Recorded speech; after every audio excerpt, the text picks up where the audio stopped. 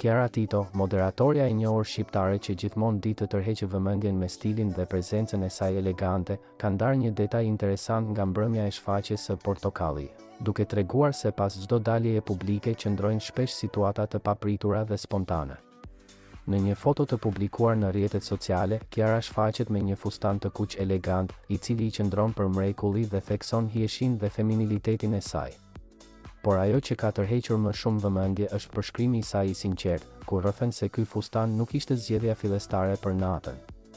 Ajo tregon se fustani ishte planifikuar të ishte ngjyrë jeshile, por një incident i vogël në minutat e fundit të përgatitjeve e detyroi të ndryshojë drejtim, duke zgjedhur këtë model në ngjyrë të kuqe.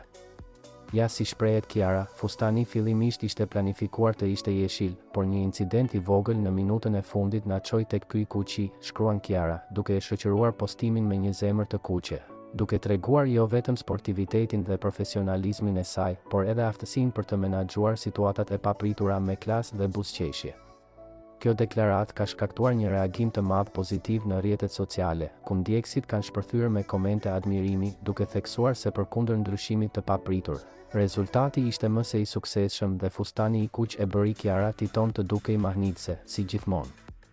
Ajo është vlerësuar për mënyrën e të treguarit të së vërtetës, për transparencën dhe për faktin që edhe pas skenës, ajo vazhdon të mbetet një vajzë e thjeshtë dhe natyrale.